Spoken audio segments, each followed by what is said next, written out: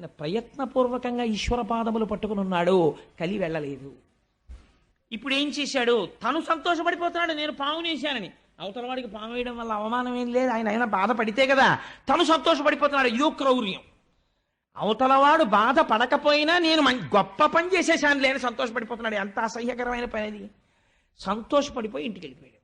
ఇంటికి వెళ్ళిపోయి అంతఃపురంలోకి వెళ్ళి కిరీటం తీసి పక్కన పెట్టాడు. బుద్ధిలోకి ప్రవేశించడానికి కిరీటంలోంచే కదండి వెళ్ళిపోతాడు. పక్కన పెట్టగానే అనుమానం వచ్చింది.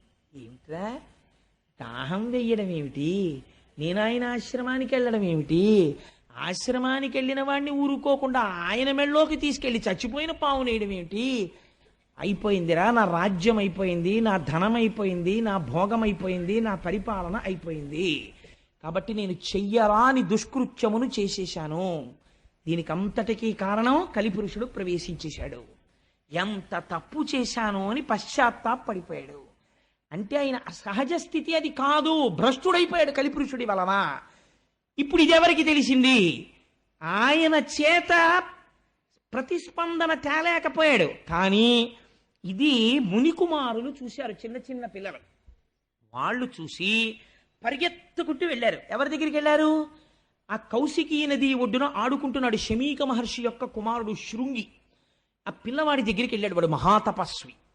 వాడి దగ్గరికి వెళ్ళి, ఉరే మీ నాన్నగారు తపస్సు చేసుకుని సమాధిలో ఉండగా ఒక రాజు వచ్చి, ఆ రాజు ఎవరో ఆ పిల్లలకి తెలియదు, అది గమ్మత్తు, ఆయన పేరు తెలియదు వాళ్ళకి. ఒక రాజు వచ్చి ఏదో మాట్లాడాడు, మీ తండ్రి పలకలేదు, కోపంతో చచ్చిపోయిన పావుని ధనస్సుతో ఎత్తి మీ నాన్నగారి మెళ్ళలో వేసి వెళ్ళిపోయాడు. వెంటనే ఆయన అన్నాడు, మీరు రాజు అంటున్నారు కదా, రాజు క్షేమంగా రాజ్యమును దేని వలన పరిపాలించగలిగాడు? నా తండ్రి వంటి తపస్వి ఇక్కడ ఉండడం వల్ల రాజు పరిపాలించగలిగాడు. ఒక యజమాని బయట పారేసినటువంటి ఎంగిలి మెతుకులు తిని బలిసినటువంటి కాకి యజమాని తల మీద తంతే ఎంత అకృత్యమో, ఇంటి బయట కూర్చోవలసిన కుక్క యజమాని నివేదనకి సిద్ధం చేసిన ప్రసాదాన్ని ఇంట్లో కలియబడి తింటే ఎంత అపచారమో, బయట ఎక్కడో నిలబడి దానం అడగకుండా, ధర్మం అడగకుండా, ఒకటి అడగకుండా జింక చర్మం కట్టుకుని సమాధిమగ్నుడైన నా తండ్రి మెడలో పాము వేశాడా, మృత సర్పాన్ని వేశాడా అని వెంటనే కౌశికీ నది జలాల్ని చేత్తో పట్టుకున్నాడు.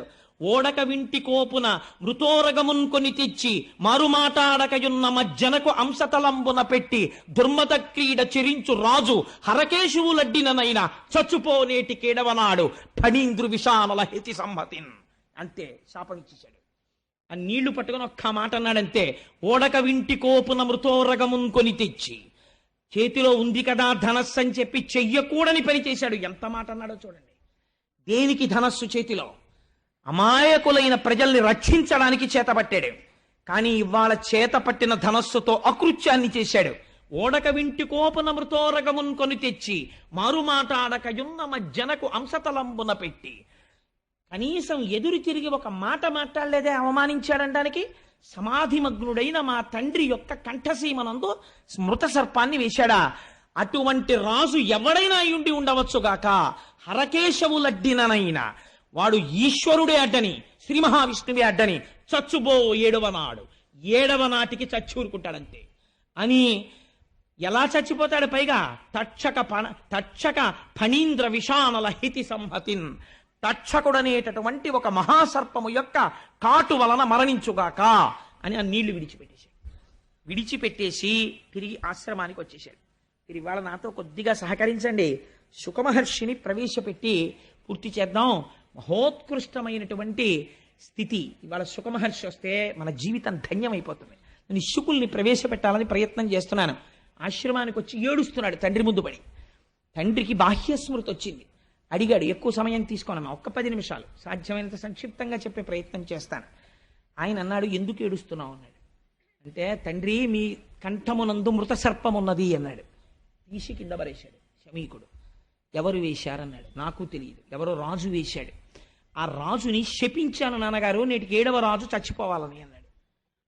వెంటనే మహర్షి అన్నారు, పాపంబు మనకింక ప్రాపించ మనకింక, ఎంత పని చేశావురా, నువ్వు చేసినటువంటి దుష్కర్మ వలన మనకి పాపము సంప్రాప్తించింది. ఎందుకో తెలుసా? రాజు నశించిన రాజ్యమందు నువ్వు రాజు మరణించాలని కోరుకున్నావు. రాజు చచ్చిపోతే కలిపురుషుడు ప్రవేశించని మనస్సులు అలా ఉంటాయి. అపకారి యందు కూడా ఔదార్యంతో ధర్మం మాట్లాడతాడు. మనకింక రాజు నశించిన రాజ్యమందు బలవంతుడగువాడు బలహీనుడగువాని పశు దార హయ సువర్ణాదులను అపహరించు. రాజు అంటే విష్ణు అంశ. విష్ణువు యొక్క అంశతో రాజు పరిపాలిస్తూ ఉంటాడు. నువ్వు రాజుని తొందరగా శపించేశావు. పరీక్షిత్తు వెళ్ళిపోతే ఇంకా మళ్ళీ మనకు అటువంటి పరిపాలకుడు ఎక్కడొస్తాడు? రాజు నశించిపోతే ఏమవుతుందో తెలుసా? బలహీనుడైనటువంటి వాణ్ణి బలవంతుడైనటువంటి వాడు వచ్చి మొత్తి ఏమెత్తుకుపోతాడో తెలుసా? వాడి పశువుల్ని ఎత్తుకుపోతాడు. దారా ఆఖరికి ఇది యుక్తాయుక్తమా అని చూడకుండా వాడి భార్యని కూడా ఎత్తుకుపోతాడు. హయా గుర్రాలను ఎత్తుకుపోతాడు. సువర్ణ ఎత్తుకుపోవట్లేదండి. కారు పార్క్ చేస్తే ఎత్తుకుపోతారు. స్కూటర్ పార్క్ చేస్తే ఎత్తుకుపోతారు. కారు పార్కింగ్ ప్లేస్లో మీరు కారు పెట్టి అపార్ట్మెంట్లో పడుకుంటే టేప్ రికార్డర్ ఎత్తుకుపోతారు. హయం అంటే నాకు గుర్రాలు లేవు కదండి, కలిపురుషుడు రావనక్కర్లేదు. గుర్రాలంటే కారులే, వాహనం కదా. అందుకని హయ సువర్ణాదులను అపహరించు. బంగారం అనేటటువంటిది ప్రాణం మీదకి తెచ్చేస్తుంది. ఎక్కడ వరకు ఎందుకండి? ఒక పిచ్చి తల్లి బ్యాంక్ ఎంప్లాయీ ఒంటి మీద బంగారు నగలు వేసుకుని వెళ్ళడం ఆవిడ సంతోషం అంతే. ధర్మబద్ధంగా ఆర్జించుకున్నటువంటి 4 నగలు వేసుకుని బ్యాంకుకి వెళ్ళేది ఆవిడ. నేను ఆ మధ్య చదివాను ఇక్కడ రాజమండ్రి దగ్గరలో ఒంటి మీద బంగారు నగల కోసమని ఒక పండగ నాడు ఆవిడ తల పట్టుకుని ఆటో రాడ్లకేసి కొట్టి కొట్టి చంపేసి నగలెత్తుకుపోయి శవాన్ని తీసుకెళ్లి కాలవలో పారేశారు. కలిపురుషుడు ఉన్నాడు బంగారమునందు. చంపేలా మూలఘాతి నాశనం. వ్యాసుడు అబద్ధాలు చెప్పవలసిన అవసరం వ్యాసుడికి ఏముందండి? దాన్ని ఆంధ్రీకరించవలసిన అవసరం పోతన గారికి ఎక్కడుంది? మీకు అధర్మం కలిపురుష లక్షణం స్పష్టంగా కనపడుతుంటుంది. అందుచేత బలవంతుడగువాడు బలహీనుడగువాని పశు దార హయ సువర్ణాదులను అపహరించు. అక్కడతో అయిపోదు. జారాదులు సంచరింతురు. జారత్వం చేసేవాడు సిగ్గు లేకుండా చెప్పుకుంటాడు. అందరూ ఉంటూ ఉండగా 2వ భార్య దగ్గరికి ఎడతాడు, 3వ భార్య దగ్గరికి ఎడతాడు. నాకు 2 భార్యలని చెప్పుకుని దుష్ట సంగము వలన మంచివాణ్ణి పాడు చేసేస్తాడు. కాబట్టి ఏమైపోతుంది? అదొక స్టేటస్ సింబల్ అయిపోయినా ఆశ్చర్యం లేని రోజు వచ్చేస్తుంది. కాబట్టి ఎటువంటి స్థితికి వెళ్ళిపోతారు అంటే చోరాదులు సంచరింతురు ప్రజలకు అన్యోన్య కలహంబుల అతిశయిల్లు. నిష్కారణంగా ప్రజలు దెబ్బలాడుకోవడం మొదలెడతారు, పైన అదుపు చేసేవాళ్ళు లేడు అన్న ధైర్యంతో. కాబట్టి ప్రజలకు అన్యోన్య కలహంబులని అతిశయిల్లు. వైదికంబయ్యున్న వర్ణాశ్రమాచార ధర్మమెల్లయు కూడా తప్పిపోవు. వేదము చెప్పినట్టుగా ఇంతకాలం ఉన్నటువంటి ధర్మం అంతా తప్పిపోతుంది. తప్పిపోగానే ప్రజలు పురుషార్థములలో మొదటి దాన్ని వదిలేస్తారు. ధర్మాన్ని వదిలేసి లోకులిక మీద అర్ధ కామంబులందు సంచరింప. ప్రతి వాడికి డబ్బు కామం, డబ్బు కామం, డబ్బు కామం, ఈ రెండింటిలో తిరగడం మొదలు పెడతాడు. మొదలు పెడితే ధరణి నెల్ల వర్ణాశ్రమాచార ధర్మంబులెల్ల లుప్తమైపోవు. ఎక్కడా వర్ణాశ్రమాచారాలు అనేటటువంటి ఉండవు. మర్కట సారమేయ కులము మెరపుత్ర. కుక్కకి కోతికి కొడుకుట్టినట్టు అయిపోతుందిరా సమాజం. అలా అయిపోతుంది, భ్రష్టం అయిపోతుంది. ఎంత పని చేశావురా? పరీక్షిత్తుని కొట్టి సమాజాన్ని ఇన్ని ప్రమాదాలు తేవడానికే కలి నీ చేత ఇలాంటి శాపం ఇప్పించాడు. నువ్వు క్రోధమునకు వశుడవైపోయావు. ఎటువంటి శాపం ఇచ్చేశావురా? ఎంత పొరపాటు చేసేసావు అన్నాడు. కానీ పరీక్షిత్తుకు అందిపోయింది ఈ వార్త. మహానుభావుడు ఇంక నేటికి 7వ రోజున ఎలాగో శరీరం విడిచిపెట్టేస్తానని, ప్రాయోపవేశం చేస్తానని గంగ ఒడ్డుకెళ్ళి ఆ తూర్పు దిక్కుకి కొసలుండేటట్టుగా దర్భలు పరుచుకుని ప్రాయోపవేశం చేసి ఈశ్వరుడు యందు మనస్సును నిలబెట్టి ఒక మాట అంటాడు. ఎందుకు గంగ ఒడ్డుకు వెళ్ళడం అంటే, అమ్మా అని పిలిచిన నిన్ను పొమ్మా అని ముక్తి కడకు బుత్తువట. లెమ్మా నీ రూపముతో రమ్మా నాకెదురంగ గంగ రమ్యతరంగా అంటాడు. ఎంత గొప్ప పద్యం అంటే నిజంగా పోతన గారికే చెల్లింది గంగ మీద పద్యం రాయడం. అమ్మా అని పిలిచిన నిన్ను ఎవరైనా నీ దగ్గరికి వచ్చి అమ్మా గంగమ్మ అంటేట ఎంత అనుగ్రహిస్తావో తెలుసా? పొమ్మా అని ముక్తి కడకు బుత్తువట. ఇది గంగా స్నానానికి గొప్పతనం. పోరా, ఇది తప్పులు చేస్తే తీసేసాను నీ పాపాలు, పో మోక్షానికి అని పంపించేస్తావుట. అమ్మా నాకు టైం అయిపోయిందమ్మా, శాపం పొందేశాను. లెమ్మా నీ రూపముతో, అమ్మా ఒక్కసారి నాకు దర్శనం ఇవ్వా. లెమ్మా నీ రూపముతో రమ్మా నాకెదురంగ గంగ రమ్యతరంగా, ఈ తరంగములతో వచ్చి నీలో నన్ను కలిపేసుకోమ్మా అని గంగ ఒడ్డున ప్రాయోపవేశం చేశాడు. ప్రాయోపవేశం చేస్తే పరీక్షిత్, ఎవరు యాగం చేస్తే దేవతలు వచ్చి కూర్చున్నారో అటువంటి మహాపురుషుడు శాపగ్రస్తుడై ప్రయోపవేశం చేశాడు. ఇప్పుడు ఈ సన్నివేశం చూడడానికి ఎవరు వచ్చారో తెలుసా అండి? గౌతముడు, అగస్త్యుడు, విశ్వామిత్రుడు, వశిష్ఠుడు మొదలైనటువంటి ఋషులందరూ వచ్చేశారు.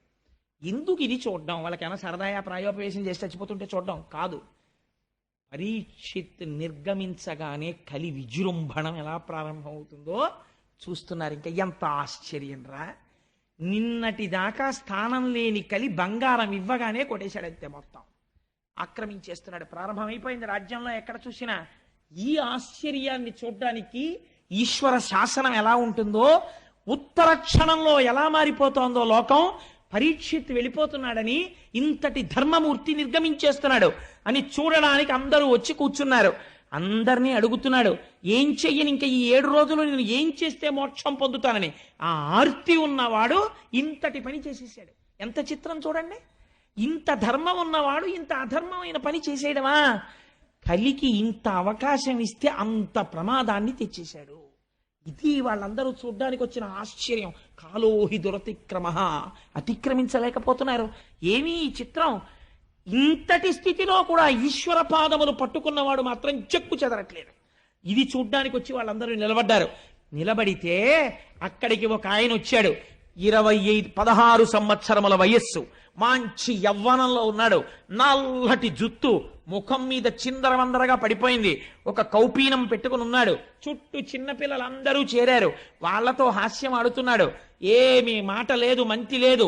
నవ్వుతూ సూర్యుడు దిగి భూమండలం మీద నడుస్తున్నాడా అన్నట్టుగా, ఒకరు పిలవకపోయినా ఆవు పాలు పితికిన కన్నా కూడా నిలబడనటువంటి శుకుడు తనంత తాను నడిచి వచ్చి నిలబడితే ఆయన తేజస్సు చూసి పొంగిపోయి, కృష్ణ భగవాను మా వంశమంతా అర్చించినందుకు నేను వెళ్ళిపోతున్న సమయంలో మార్గం చూపించడానికి నాకు గురువుని పంపాడు కృష్ణ పరమాత్మ అని పొంగిపోయి అర్ఘ్యపాద్యాదులనిచ్చి శుకుడి కాళ్ల మీద పడితే, కదిలి వెళ్ళిపోవడం అలవాటున్న శుకుడు కూర్చున్నాడు. 7 రోజులు నీకు చెప్తా, ఏమిటి నీ బాధ చెప్పన్నాడు.